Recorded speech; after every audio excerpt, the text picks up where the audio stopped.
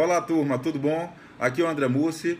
Neste vídeo vamos dar seguimento ao plano de gestão de segurança, saúde e meio ambiente e agora vamos passar para a apresentação para ficar um pouquinho mais didático conforme fizemos no vídeo anterior. Vamos lá.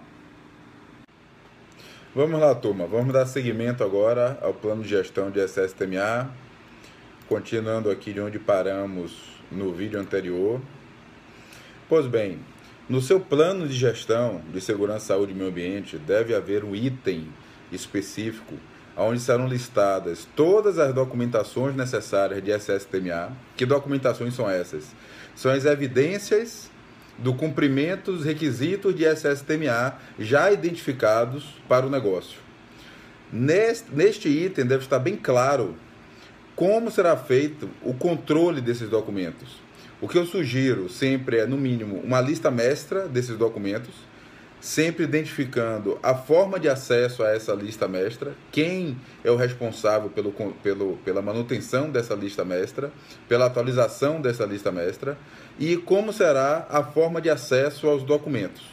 Se será via intranet, se será via arquivo físico, enfim. O importante é existir o item dentro do seu plano de gestão que aborde este tema, documentação, e segui-lo e capacitar toda a equipe envolvida de seguir esse item para que os documentos não se percam, que eles permaneçam atualizados e que o mais importante, que a cadeia produtiva utilize o documento da última revisão e não utilize documentos ultrapassados, que é o que a gente costuma ver em algumas situações nas empresas, ok? Vamos passar aqui agora para o próximo item do plano de gestão. Importantíssimo no plano de gestão ter um item abordando essa questão de competência necessária, ou seja, capacitação necessária, tipo de treinamento necessário para cada cargo, para cada função, no tocante ao sistema de segurança, saúde e meio ambiente, obviamente, e como que as pessoas serão motivadas e reconhecidas no caso de estarem aplicando e seguindo corretamente as instruções de SSTMA da organização.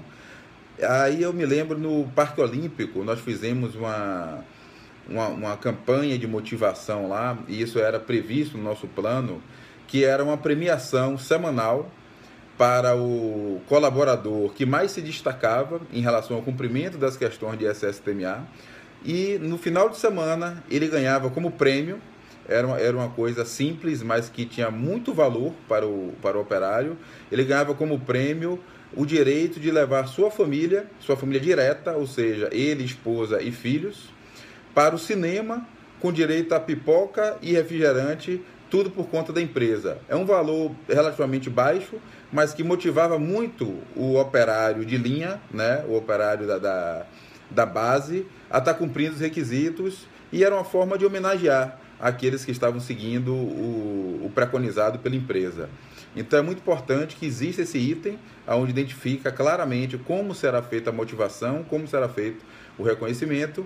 E nesse mesmo item, que normalmente eu prefiro que seja um item único, que fala muito de competência, né, de treinamento, de capacitação, está descrito, isso aí é uma ação junto com o RH, junto com a cadeia produtiva, quais são os cargos e quais são as funções que existem na cadeia produtiva e qual é o nível de capacitação e qual é a competência necessária, tanto profissional quanto de expertise, para aquele funcionário, para aquela função, para aquele cargo, para o desenvolvimento daquela função que o trabalhador estará exercendo.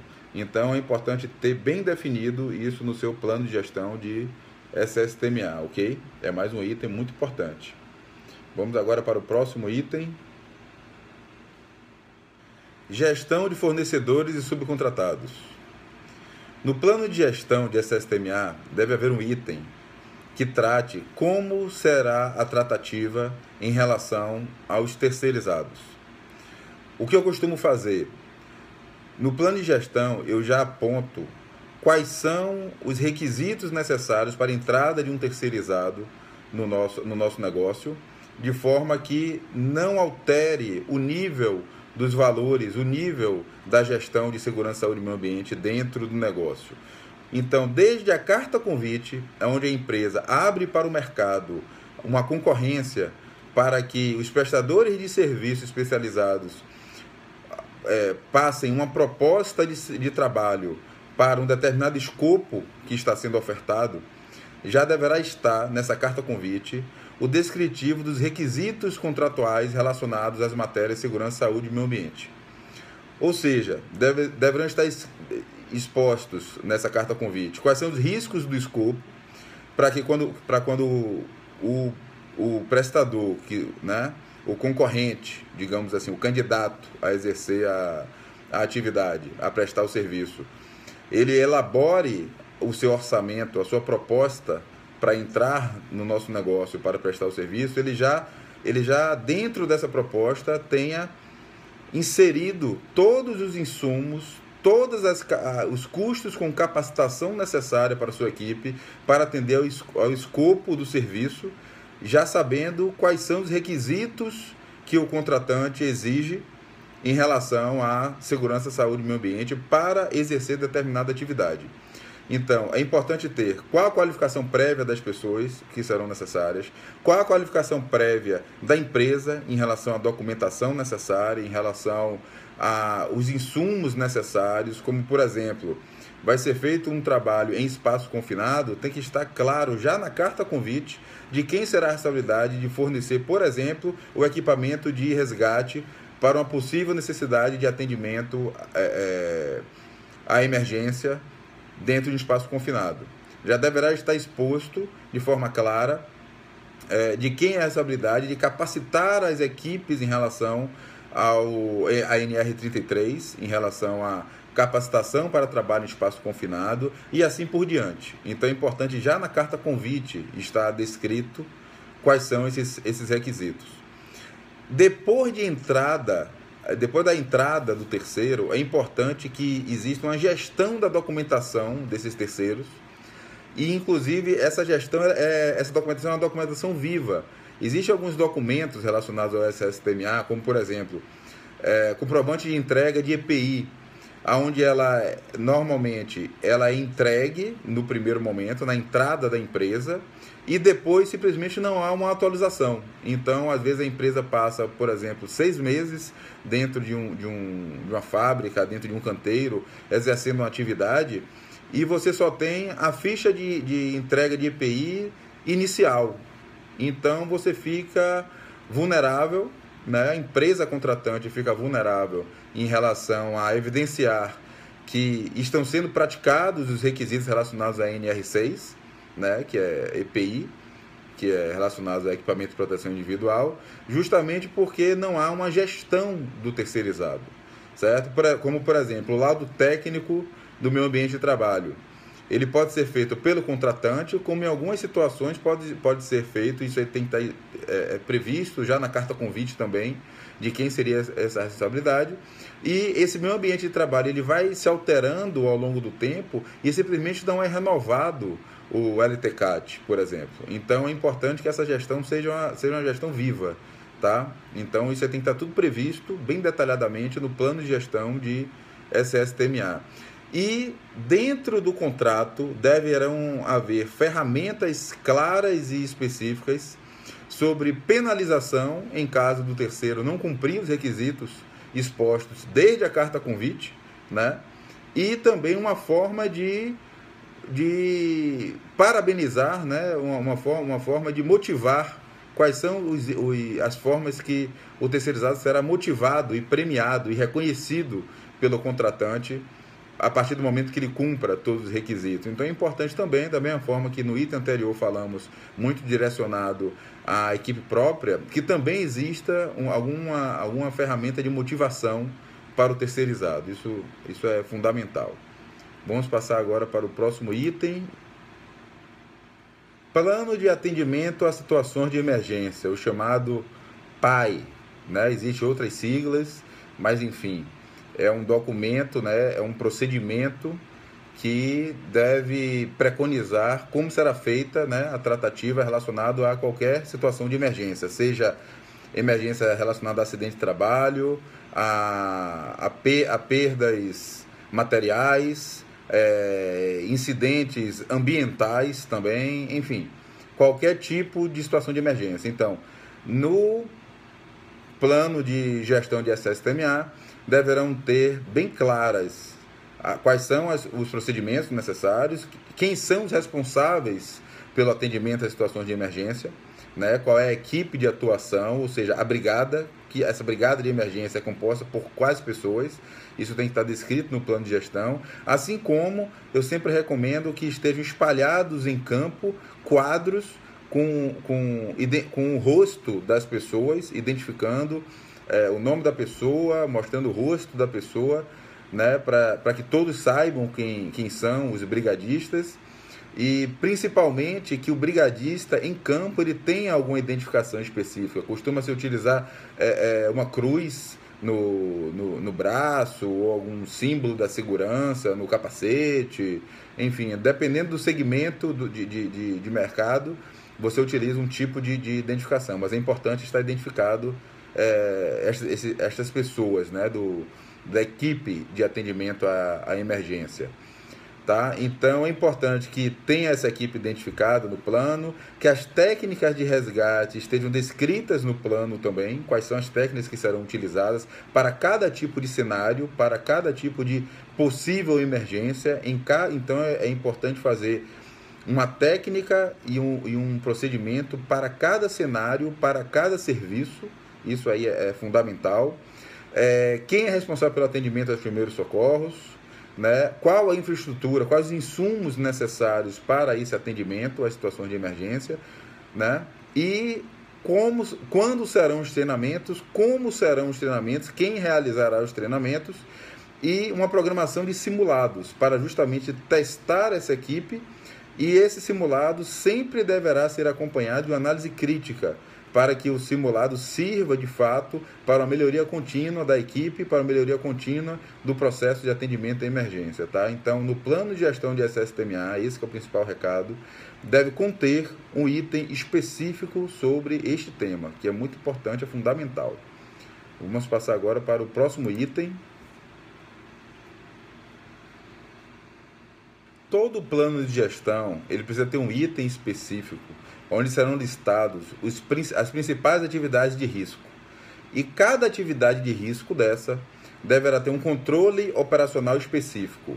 Eu listei aqui 4 atividades bem características de risco, que é o trabalho em altura, o espaço confinado, o serviço em eletricidade e a movimentação de cargas. A título de exemplo, existem outros trabalhos de risco, né, em situações de risco.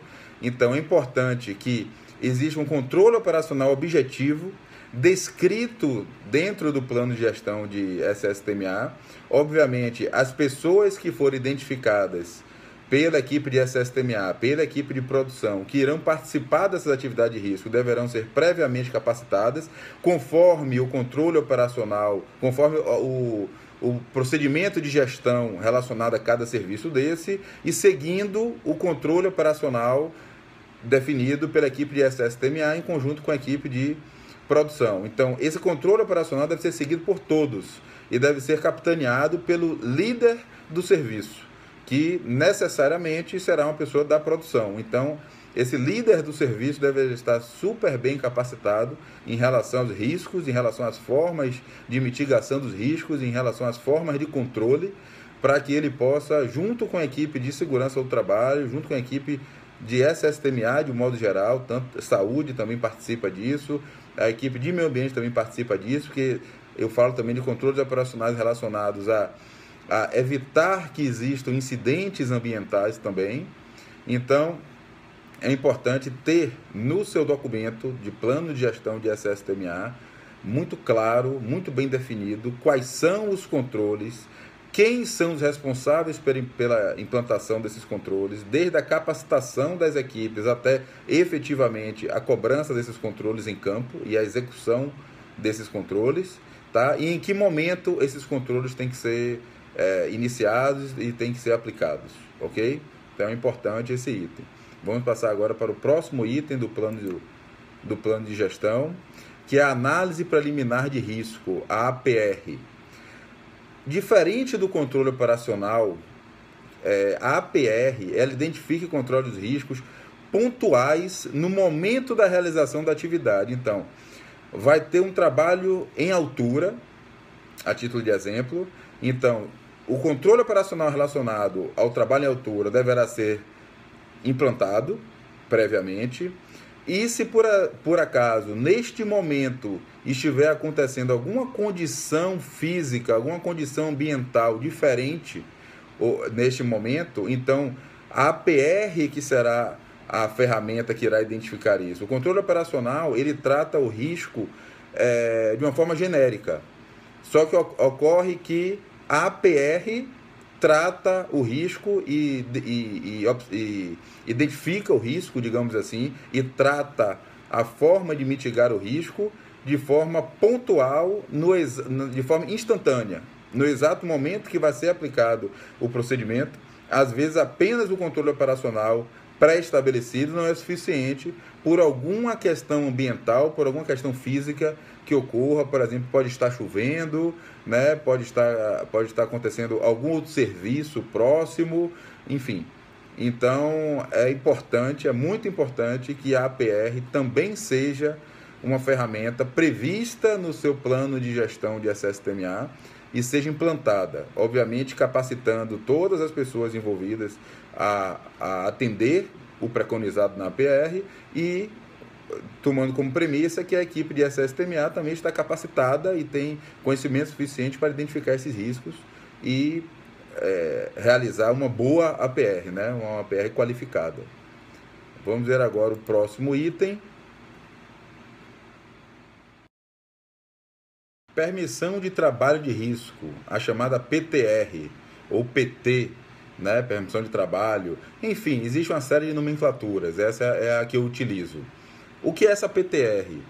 Ela é uma ferramenta onde ela ajudará a controlar as condições de risco, né? A garantir a segurança, né? Quando houver condições, quando houver condições adversas relacionadas à interface entre atividades. Habitualmente, ela é utilizada para trabalhos sobrepostos ou trabalhos simultâneos.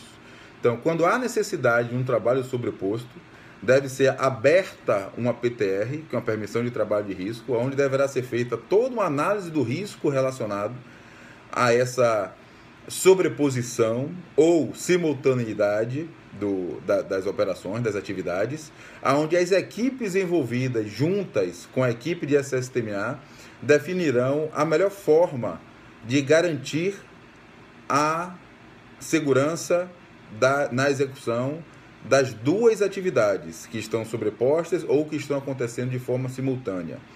Aí entra um conceito muito importante. Na segurança do trabalho, não trabalhamos com probabilidade, trabalhamos com possibilidade. Se após a identificação dos riscos relacionados à sobreposição de atividades ou simultaneidade de atividades, for identificado que ainda assim existe uma possibilidade de ocorrer algum acidente, de ocorrer alguma lesão, enfim, então é simplesmente extinta uma das atividades e é feita apenas uma das duas ou três, enfim. O que eu quero dizer com isso? Que por mais que exista uma baixa probabilidade de acontecer um acidente, se existir a possibilidade, ainda que remota, não deve ser realizado. Então, esse conceito de possibilidade e probabilidade é muito importante na questão de segurança do trabalho. Então, se houver possibilidade de ocorrer algum acidente, ainda com a permissão de trabalho de risco, com toda a análise, não deve ser executada a atividade. A permissão de trabalho de risco é para garantir que, ainda que haja uma sobreposição e uma simultaneidade, foram garantidas todas as condições de segurança. Aí tudo bem. Aí você pode abrir uma PTR onde todos vão participar, né? Todos vão ser instruídos, os procedimentos serão seguidos e será garantida a segurança. Mas se houver a mínima possibilidade, por menos provável que seja, se houver a probabilidade, não façam. Enfim, e finalizamos agora nesse momento, né, mais essa parte agora do plano de gestão.